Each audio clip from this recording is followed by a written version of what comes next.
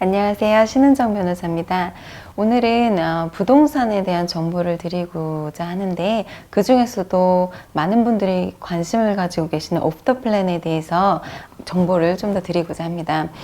오프 더 플랜에 대해서 요즘 많은 문제점들도 제기되어지고 있고, 또 완공이 되어져서 입주하신 분들이 실제로 어려움을 겪으시는 분들도 주위에 많으신데, 그 부분에 대해서 이제 제가 어떻게 생각하고 어떠한 조금이나마 그 결정들을 내리시는 데 있어서 도움을 드리고자 합니다. 일단 오프 더 플랜은 말 그대로 도면을 보고 이제 그 매물을 구입하는 것을 뜻하는데, 많은 정보가 없죠. 그냥 있는 정보란 건설업체, 그리고 어디에 지어질지 위치, 그리고 또 도면, 그리고 계획서 정도를 보고 결정을 내리는 건데, 분명 지어진 집을 사는 거에 비해서는 위험 부담이 아주 크다고 말씀을 드릴 수가 있어요. 지어진 집이 아니고 완공이 언제쯤 이렇게 될 것이다 라는 계획을 보고 사시는 거기 때문에 계약서를 진행하시기 전에, 계약을 진행하시기 전에 분명 장점과 단점을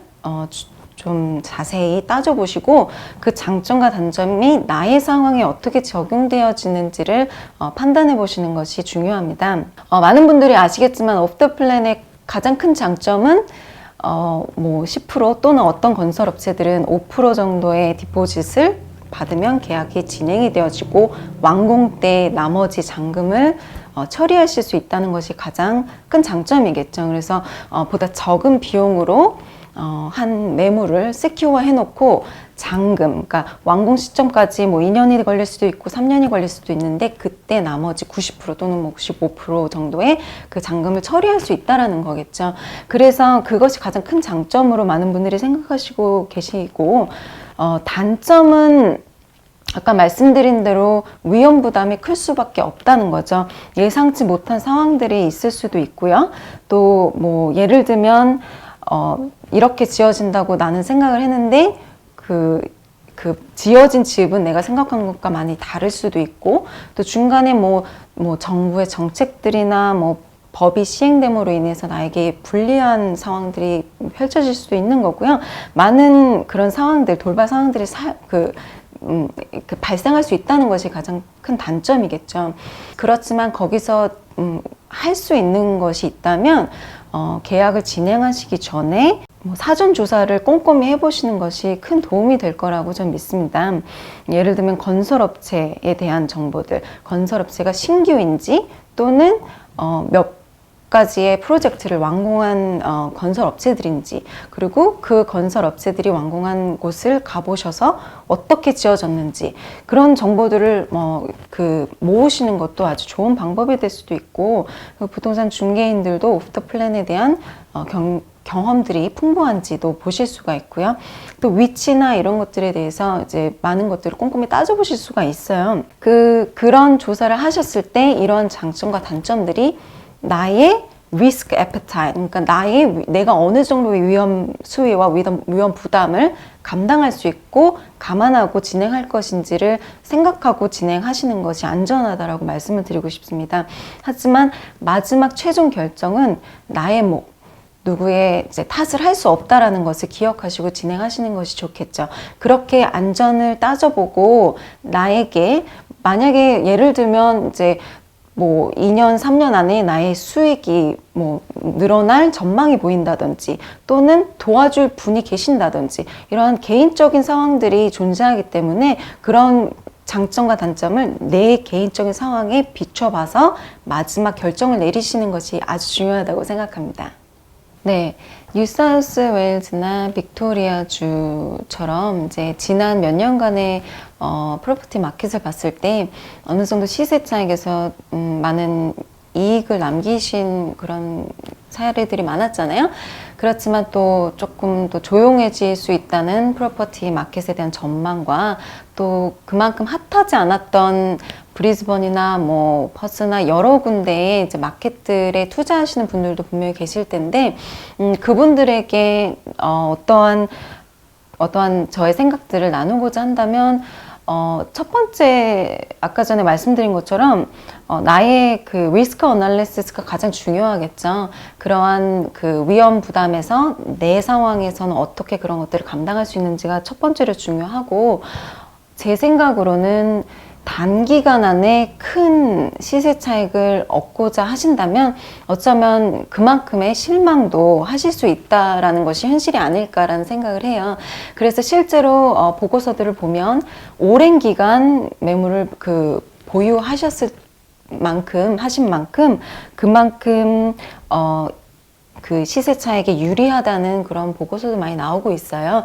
그래서 단기간 안에 큰 시세 차익을 원하신다면 그만큼의 위험 부담 그리고 그만큼의 실망을 감안하시고 진행하시면 뭐 그만큼의 시세 차익을 얻으면 좋은 거지만 그렇지 않았을 때도 나의 상황에 맞게 그러한 상황들을 처리해 나가실 수 있지 않을까라는 생각이 듭니다.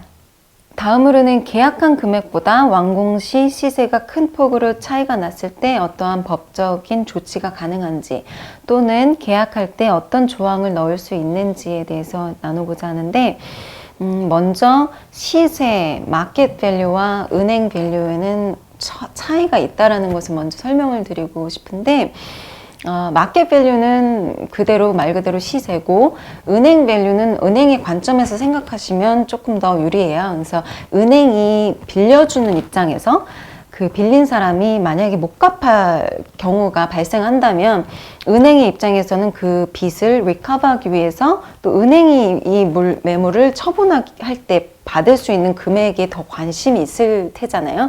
그러니까 그 차이가 있는데 물론 은행도 이제 그 은행이 직접 밸류를 매기는 것이 아니라 어떠한 그 인디펜던한 그 회사들을 사용해서 업체들을 사용해서 이제 밸류를 하는 거겠죠. 위치도 그렇고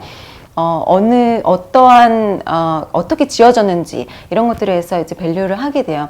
그럴 때 이제 많은 지금 문제점들이 제시되는 것들이 그 건설업체가 제시한 금액과 이제 완공이 되어진 후에 은행이 제시한 밸류와 너무나도 다르기 때문에 예를 들면 뭐 50만 불에 샀는데 완공됐을 때 은행은 40만 불이다. 그러면 그 차액은 바이어가 그 잔금을 처리하는 날 해결을 해야 되는 거거든요. 그래서 그런 문제점에 대해서 이제 법적인 조치가 있는지에 대한 질문인데 건설업체가 제시한 그 금액, 그러니까 계약을 진행하게 된 그 금액과 완공이 되어지고 은행이 그 밸류한 금액이 많이 차이가 났을 때 그 차액은 물론 구매자가 부담을 하고 잔금을 처리하는 날 해결을 하실 수가 있으셔야 되는데 그거에 대해서 어떤 법적인 조치가 있느냐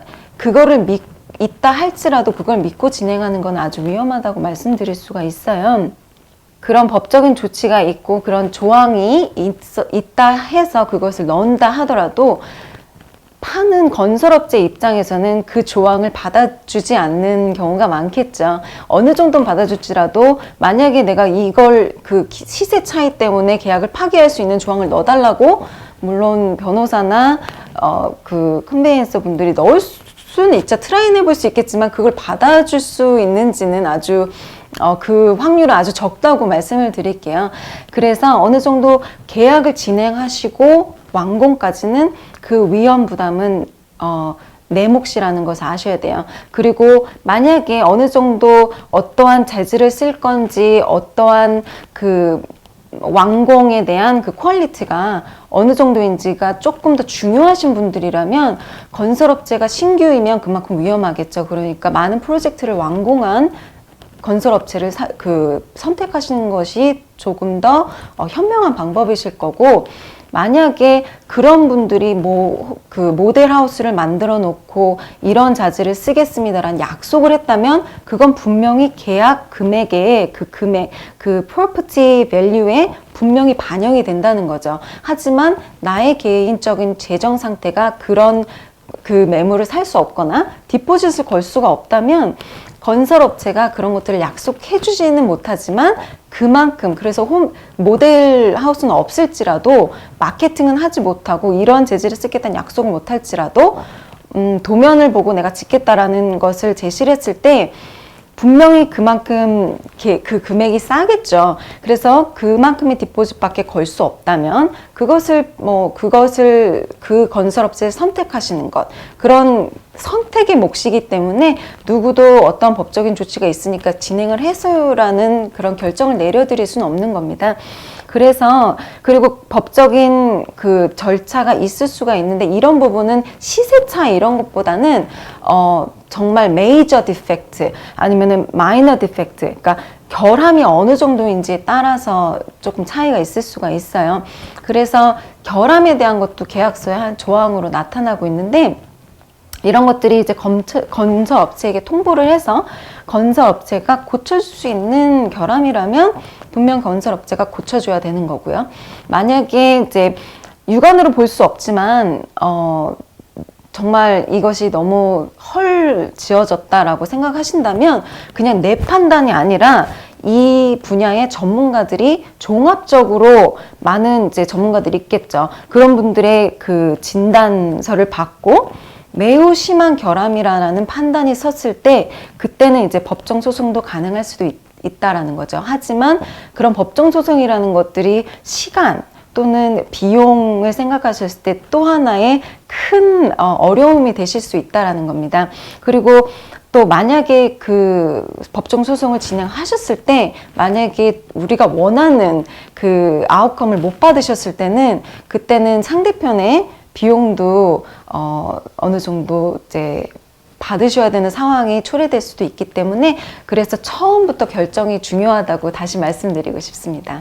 계약을 진행을 했는데 완공 시점에서 론이 안 나오는 경우에 계약 파기가 가능한지에 대해서 여쭈어본다면 그 나의 재정 상황이나 나의 론 상황 때문에 건설업체가 계약을 파기해주지는 않겠죠. 그건 아주 위험한 생각이시고 만약에 이제 계약이 론이 안 나온다면 다른 방법들을 찾으셔야 되는데 그날 이제 아까 말씀드린 대로 미리 바이어를 찾으셔서 그 바이어가 그 잔금을 치르는 날 다시 나한테 사실 수 있는 분이 있는 것도 되게 중요해요. 그런 것들이 방법들이 존재하니까 알아보셔야 되지만 론이 안 나온다 해서 그냥 워크어웨이 할 수 있는지 그거는 아닙니다. 그 건설업체가 그만큼의 데미지가 있을 수도 있잖아요. 그 데미지에 대해서 소송을 걸 수도 있고요. 여러 가지 위험한 상황들이 발생할 수가 있어요. 그래서 나의 그 론 상황, 그러니까 은행의 그 모기지 상황과 건설업체와 그 체결된 계약은 전혀 별개라는 것이 더 중요합니다. 그렇게 생각하시는 것이 더 안전하고요. 프로퍼티 마켓이 여러 그 경제 상황에 아주 밀접하게 그 커넥트 된 거라서 솔직히 앞으로 2, 3년 안에 이것을 어떻게 누군가가 정확하게 포커스트를 드릴 수는 없지만 예를 들면 이제 정부가 이제 시행하는 그 정책들, 예를 들면 이민 정책 또는 그 외국인들, foreign buyer들에게 어떻게 할 것인지, 그리고 이민의 문을 열면 그만큼 이민자들이 늘면서 수요가 늘어날 건지, 이런 것들이 되게 밀접하게 관계가 있는 부분이기 때문에 앞으로 정말 2, 3년 안에 또는 5년 안에 어떠한 일들이 일어날지를 이제 누군가가 제시해 줄 수는 없기 때문에 위험한 거고, 이것을 5년 이렇게 보기보다는 정말 10년, 20년 이렇게 보는 것이 더 안전하죠. 언젠가는 인구도 늘 거고 언젠가는 그 마켓, 그 집에 대한 밸류는 올라갈 것이라고 생각하시는 것이 그래서 안전한 거죠. 네, 그래서 마지막으로 정리를 하자면 오프 더 플랜의 장점과 단점을 정확하게 이해를 하시고 그 단점과 장점들이 나에게 어떠한 영향을 끼칠 수 있는지에 대해서 판단을 하셔야 되고, 그 완공 시점에 있어서 나의 재정 상태라든지 누군가가 만약에 시세 차익에 있어서 세트를 도와주실 수 있는 분들이 있는지 이런 것들을 이제 판단하시는 단계가 매우 중요하다고 생각이 되어집니다. 그리고 짧은 기간에 그리고 단기간에 큰 시세 차익을 원하시는 건지, 그러면 그런 것들이 이루어지지 않았을 때 그만큼 내가 감안할 수 있는 그런 financial means 그런 것들이 있는지 그런 판단이 중요하시고요. 만약에 시세 차익이 이루어지지 않았을 때 그리고 뭐 그런 것들에서 실망하는 상황이 초래되더라도 그런 것들을 정확하게 인지하고 진행하신 것과 기대만 가지고 진행하신 것과라는 마음의 상태부터가 다르다라는 것을 조금 알고 진행을 하셨으면 좋겠고, 프로퍼티 마켓의 이제 히스토리를 보면은 실제로 오랜 기간 보유할수록 그런 시세 차익에 더 유리했다라는 것을 조금 더 이해하시고 진행을 하시는 것이 안전하다고 말씀드리고 싶습니다.